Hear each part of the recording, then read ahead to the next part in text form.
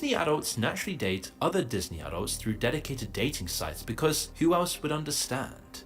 That's like a religion. That's like Muslims marrying Muslims, Christians marrying Christians.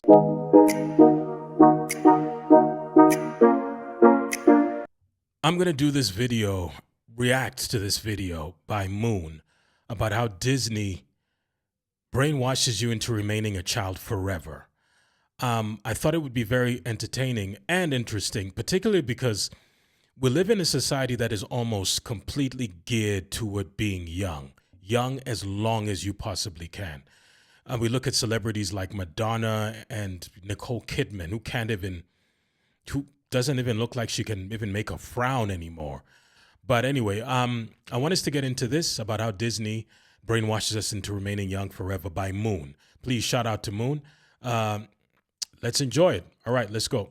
Walk around a Disney park today and you'd expect to see excited children dragging their parents from ride to ride. Instead, you'll see adult enthusiasts running everywhere, screaming, driving around on mobility scooters, documenting every inch of their experience on TikTok. These are Disney.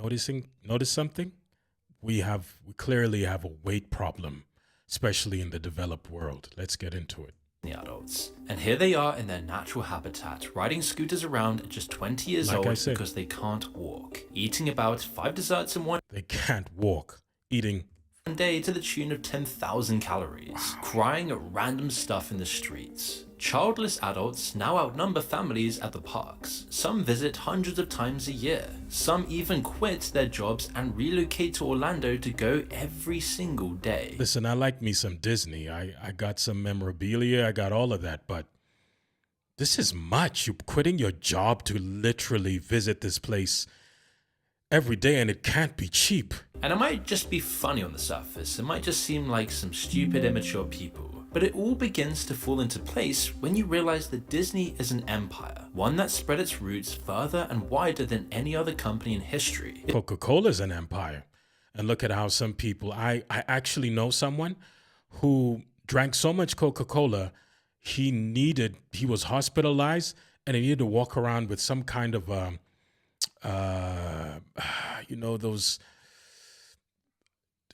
it's like a patch. He needed to walk around with something that could help clean his blood, literally, because he was so addicted to Coca-Cola. But these companies are truly empires, literally colonizing us. It's consumed some of the most beloved franchises in modern culture: Star Wars, Marvel, Pixar, The Simpsons, Indiana Jones, and swallowed up media giants like 20th Century Fox, ABC, ESPN, National Geographic, and Hulu, all absorbed into one giant corporate ecosystem. They also operate 12 theme parks worldwide, a fleet of cruise ships, and an entire planned residential community in Florida.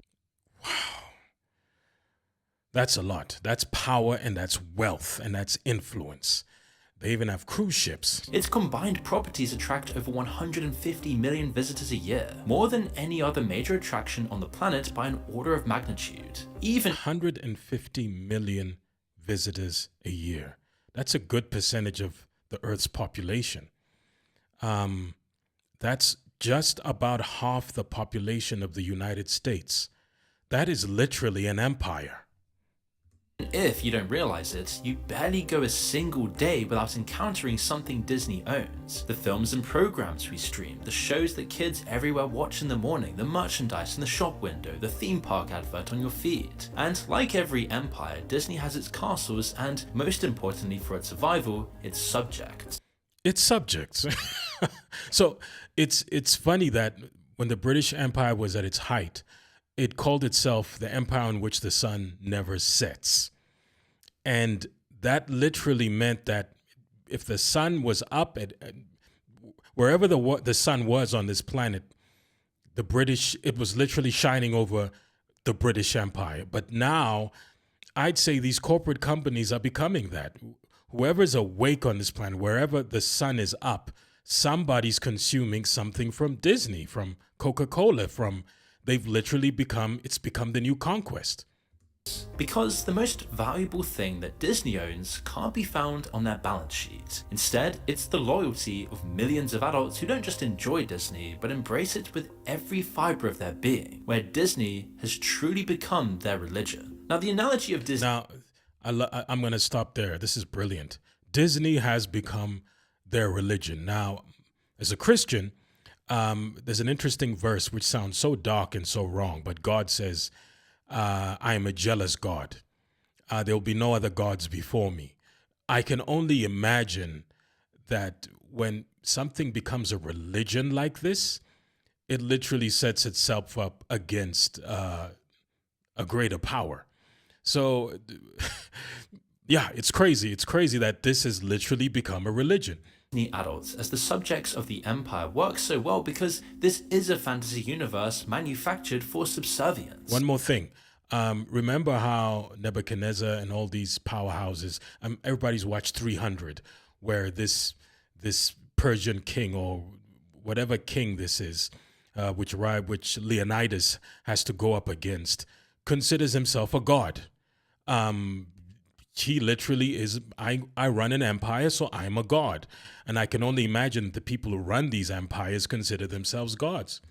And if you want to make anyone subservient to your brand, rich, generally middle-class adults without any religion are usually the holy grail. The overwhelming majority of Disney adults are just white, college-educated North Americans, many of whom spend up to $10,000 a year on just Disney alone. And a lot of the time, most are spending considerably more. It's gonna be about $4,000 for 2 days. About $35,000. You can easily... $35,000.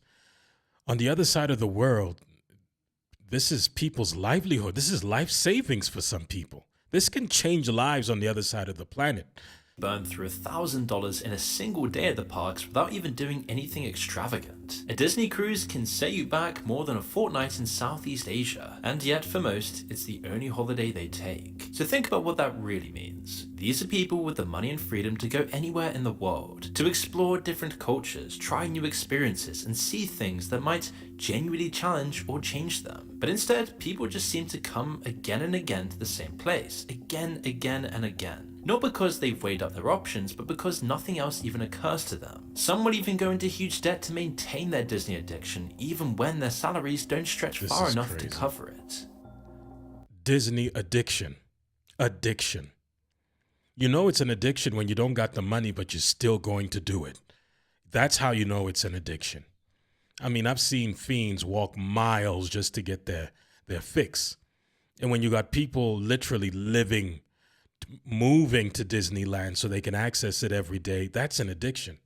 So the passes were $2,000 For the both of us. What? For both of us. For fucking what? My reaction as well. You spent $1,000 on just being at Disney. On here, $1,000 just on the Disney crap. I mean, For a day, for 1 day. Some don't just visit regularly, they restructure their entire lives around proximity to the parks. That's when you know it's an addiction. That's when you know you have a fiend. From there, you can visit every day if you want, and some people practically do.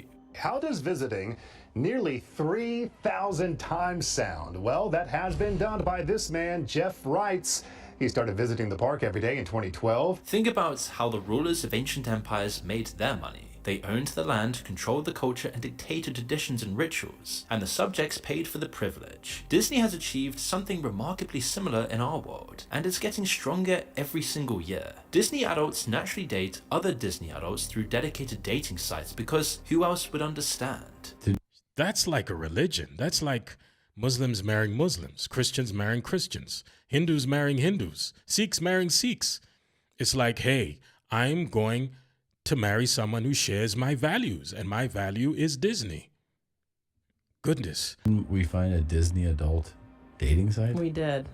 I mean, that shows you that you can find somebody in this world. You can get married in front of the castle, you can get married in the haunted mansion, and instead of a traditional tiara, some Disney adults choose bespoke pieces to get married in, like these Mickey Mouses made in collaboration with some of the world's most premium brands, like Vera Wang. Honeymoons, also Disney, or maybe a Disney cruise. Wow. And if you're now thinking this must be as far as it goes, then you haven't heard of Golden Oak. Golden Oak is essentially for the boss level Disney adult. It's the most extreme form of constructing your life around Disney. It is a community community within Disney World itself, made up of eye-wateringly expensive mansions that start at around $10 million. Homes are built to Disney spec with statues and paintings of characters in the gardens and on the walls, floors, and ceilings. This sounds like, it really sounds like drug dealing. Sorry. It's just like, you know, if you got the money, I can get you the really good stuff. You just got to pay up. It's literally like, it's like, I know you're a fiend, but this is going to cost you. So now we have homes, holidays, and relationships all inside the Disney universe. So what's left? Identity itself. Disney doesn't actually allow adults to wear full costumes to the parks. That's reserved for children, so employees dressed as characters remain the only real versions. So Disney bounding means dressing to evoke a character without technically being in costume. Yep. Now the word means that these people are bound for Disney, headed that way to evade the costume police, but it portrays a deeper truth. These adults are both bound by Disney, a soft, comfortable cage that poses no challenges, and they are bound to Disney. They Bound by Disney, bound to Disney. That sounds like possession. Bound by, bound to. This is possession. eschew individual identity and bolt themselves onto these characters instead. And then there's the most disturbing ritual of all, one that came to light through horrified employees. As you can see throughout this video, we use a lot of stock footage. And one thing that never really gets talked about with video creation is just how much time gets burned finding the right assets gives you, which is why the footage actually feels authentic. We've been doing in this video saves you a ton of time if you storyblocks.com/moon or click the link in the description below. Disney adults often choose Disneyland as the final resting place for the remains of their loved ones. Employees have taken to social media to admit that they regularly have to go and clean the ashes of a dead person. Gosh. When you reach a point where you're requesting that your ashes be thrown, oh gosh, you know you have it bad. But one of my big questions is, what is so toxic?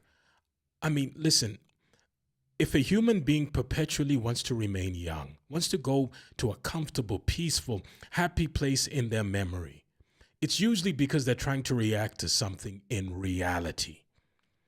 What is it that people are trying to escape? Is our society so toxic that people are doing everything they can to escape it? That's what I want to know. It's literally like I'm listening to the stats for Gen Zs that some will never be able to own homes. That's how tough it's getting. All the wealth is going to the top, I don't know what percentage of the world, while the rest, the bottom 60, has to share the rest of it. So it's like, what is it that we're trying to escape? These are symptoms of our society. One custodian told the Journal the Haunted Mansion probably has so much human ashes in it that it's not even funny. Now, custodians told the Wall Street Journal that the job requires a special vacuum cleaner, which comes out at least once a month. So people are literally throwing their ashes at Disney World. Goodness. Disneyland is now recognized as one of the most popular places on Earth to scatter ashes. Employees receive special training on how to clean ashes. The company even has a special code word grandma to alert employees that more ashes need to be cleaned. While it's Grandma. Okay, well, I heard this. I'm not actually certain. Apparently, allegedly. Apparently Trump buried some relative, maybe an ex-wife, whatever, in his backyard. Not like he killed her or anything, but just they passed away, and he put laid them to rest in one of his homes. Why? Because cemeteries don't pay property tax. I heard he was just doing something very clever. Anyway, if Disney had the story together, you know, they could, anyway, that's quite morbid for us to think that these people's ashes are being vacuumed up by a 17-year-old on minimum wage and dumped in a bin with leftover turkey drumsticks. For Disney adults, it's a fitting end to a Disney life. So from birthdays to weddings to death, every stage of life channeled through the same corporation. The psychoanalyst Eric Fromm called this automaton conformity, the idea that people escape the anxiety of freedom by adopting pre-packaged identities. Of course, pre-packaged identities. That's also the trick to actually becoming successful. If you have in your mind that you're Superman or you're just someone who's exceptional, you tend to want to exude that. But this is the need to escape. This is the need to escape reality, being an adult, being a grown-up, because being an adult is too difficult. It's hard. It's challenging. And if we make it incredibly difficult for people to grow up by creating this impossible society to adjust to, this is what we're going to get. I mean, it's one thing to look at these people as weirdos, but we're making them. Our society shaping these people, creating environments where they want to escape from. You don't have to figure out who you are if someone's already done it for you. You don't have to face the terror of choice if the choices have already been made. This is exactly what Disney offers, a full identity off of the shelf. Yeah, it's somebody making the decisions for you. It's almost like enjoying slavery, that somebody's already. So it reminds me of when Moses led all these people out, all these slaves out of Egypt. And then at some point they requested to go back to Egypt because it was so much more comfortable, somebody making the decisions for them, feeding them. But now they have to go into the real world, the real realm of making their own decisions, fighting their own battles, facing their own challenges. It was too much for them. Let's continue. Character, your aesthetic, your community, all handed to you in a gift shop bag. They go so far as to engineer the physical environment to make sure it sticks. The parks use patented scent cannons, called smellitzers, hidden in walls and vents, firing specific fragrances at you hundreds of times a day. The olfactory system, meaning your sense of smell, connects directly to the brain regions for emotion and memory, which is exactly why Disney invested so heavily in scent engineering. There are also... I know that drug... Well, the clubs who do this, they actually spray substances into the atmosphere of the club so that people get into the vibe more. So this has been known. Over 30,000 unique paint colors across the parks, including a shade called Go Away Green, specifically designed to make infrastructure invisible to guests. The background music in the morning is fast and exciting. Evening music slows down to make you linger and shop. So the brainwashing extends from the physical environment and parks, which still constitutes the vast majority of Disney's profits, to its sprawling digital empire of content and franchises. They started handing each film to a different director with a different vision and no shared outline. For Star Wars, they spent 2 films building up the villain Snoke, then killed him off with no explanation, and then patched it over with somehow Palpatine returned. A line so lazy... You know, I always used to hear about how Disney's losing money and this and that.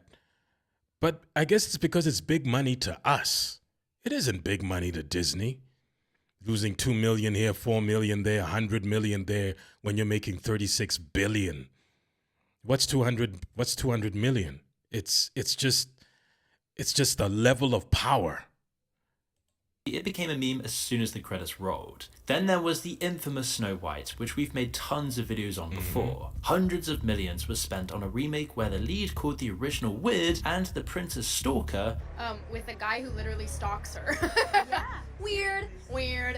So we didn't do that this time. While the romance was gutted in favor of girl boss leadership arcs nobody asked for, where the dwarfs were replaced with CGI and it completely bombed and everybody hated it. Yeah, that was weird. Like, they didn't want to use little people because it would be, oh gosh, it was just a crazy story about representation and respecting, and all of a sudden small people didn't get work in Hollywood.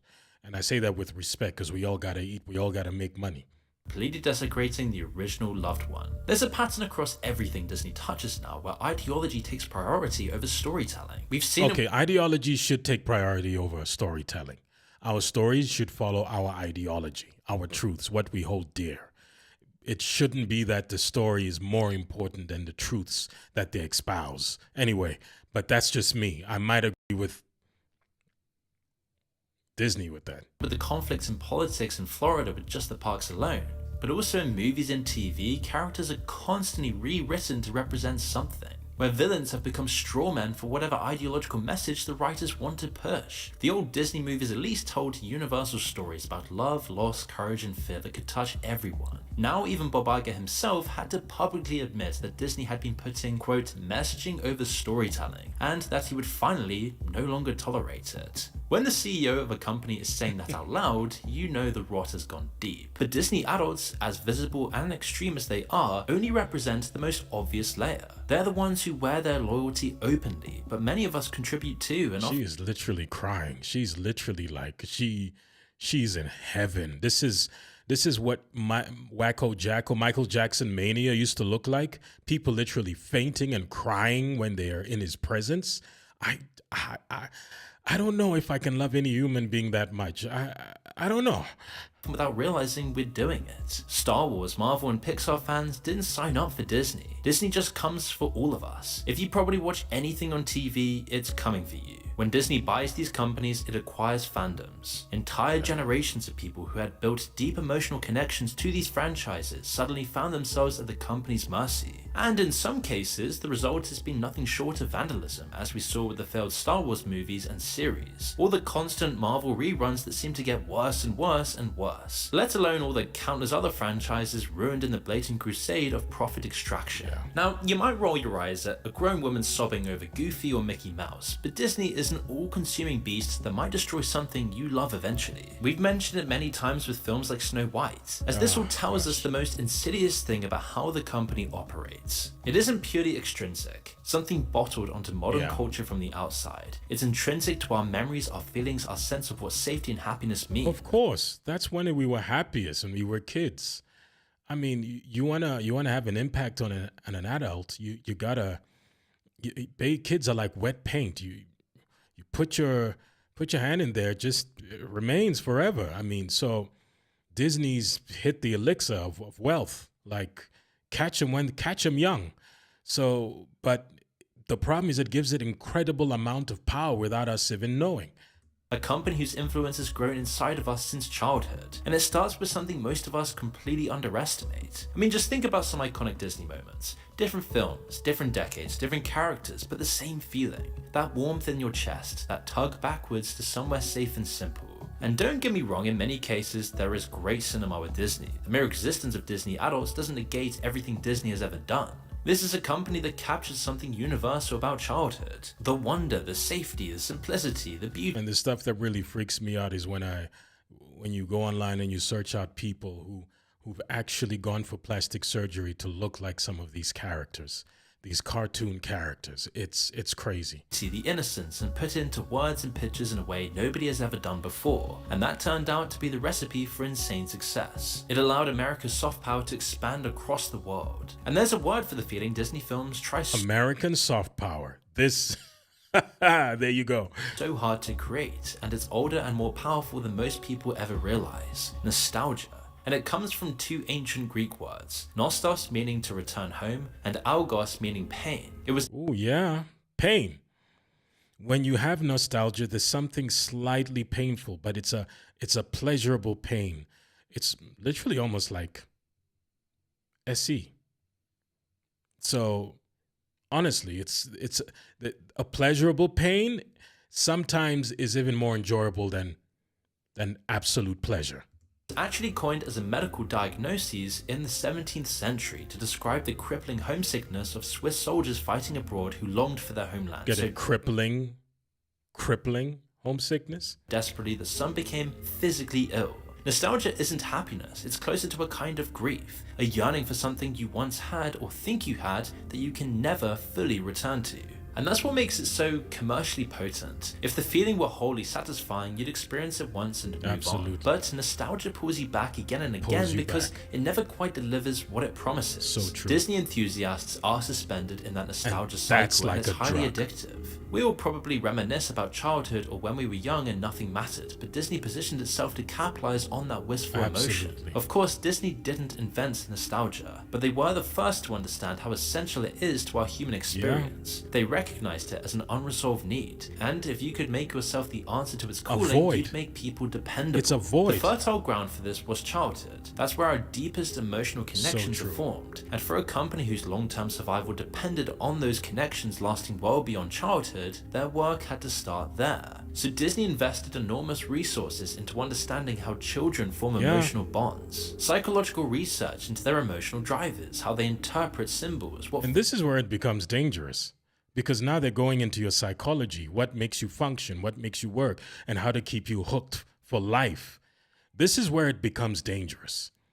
And it's literally like a government under a government. It's like, yes, we have the leaders on top, but then we have a shadow government which seems to have control over a society, their thinking, their memories, their dreams, their aspirations. Feels authentic versus manufactured. They used those findings to calibrate their films with specific color palettes, certain music intervals, and certain narrative beats, all to create maximum emotional resonance in developing brains. So true. We associate a lot of this work with big tech, but Disney, funnily enough, was there first. Number one. Before the 90s and 2000s, the big commercial problem was still that children's films, even the most successful ones, don't turn a company into a conglomerate. Of course. Disney's parks were making the serious money. But while you can hook children in with films while they're young, they aren't the ones with money to spend at the parks. The adults they are. needed to tap into that adult grown money. folk. And look at Walt Disney himself explaining this. Were your films principally designed for children?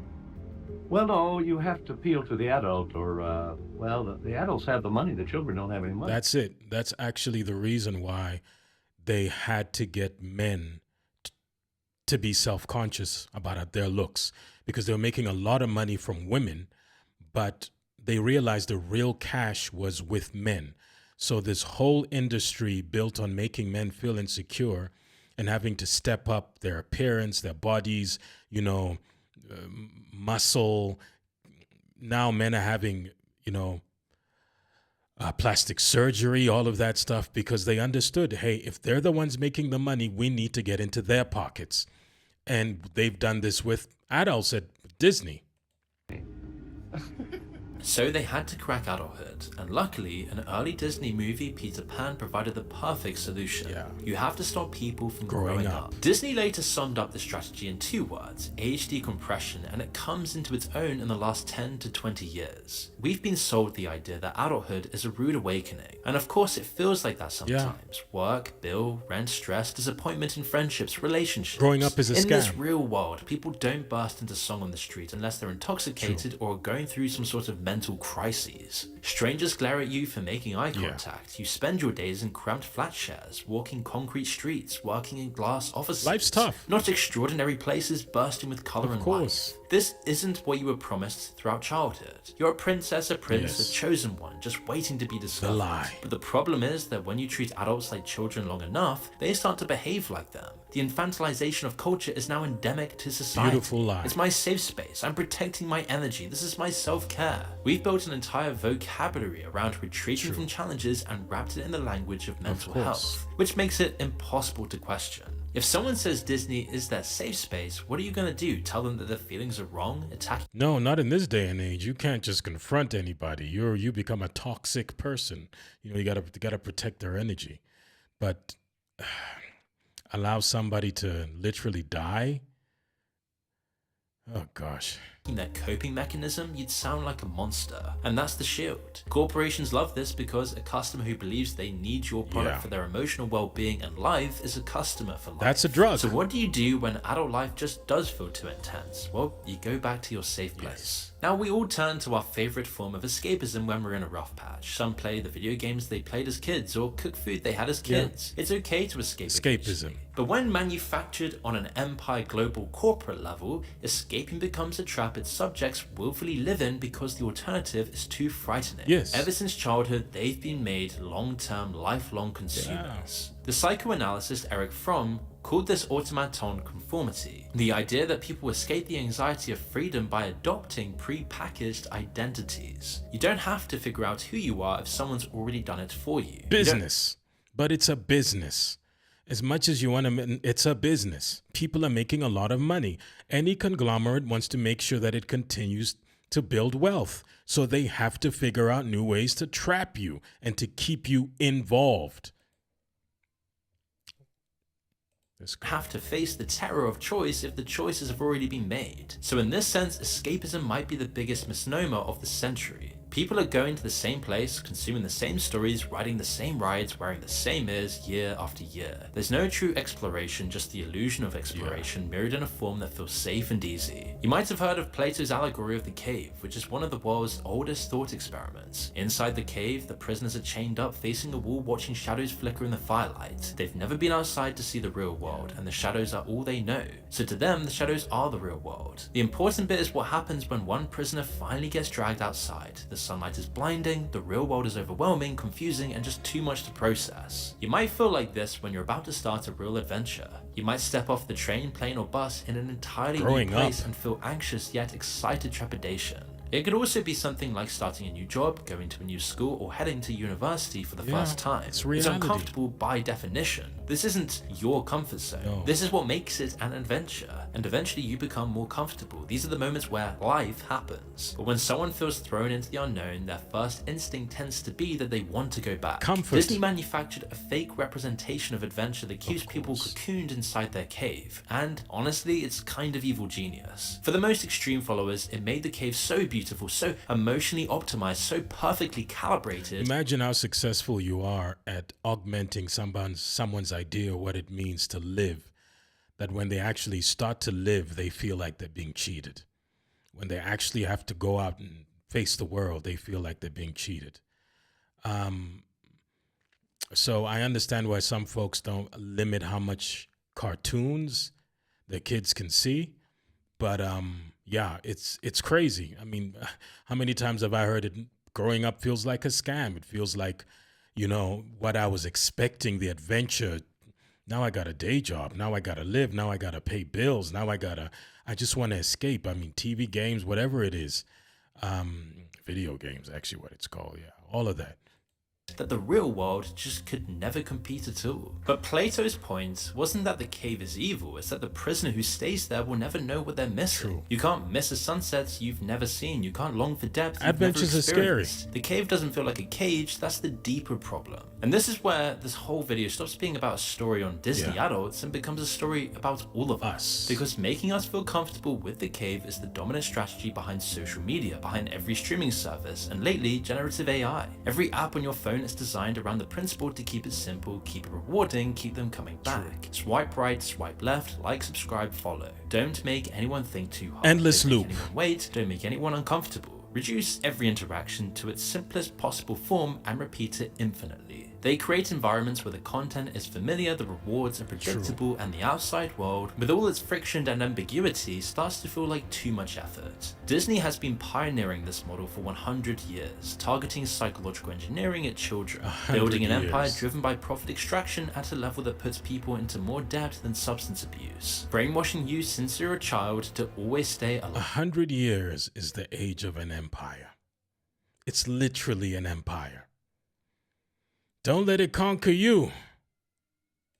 Lifelong Disney consumer, and the greatest trick they played was making the fake world feel like enough, making the fake experience feel like a life. That's what makes the cave feel so complete that the prisoners never even think to look for the door. But don't be fooled into thinking this is some far-flung issue situated inside a theme park in Florida. You might find yourself or someone you know sitting right there with them, watching the shadows dancing on the wall. Shout out to Moon. Thank you for staying this long. If you want to watch another video on looks maxing, this will really entertain you. You can go to the video right up there. Anyway, thank you for sticking around. Please comment and please do subscribe.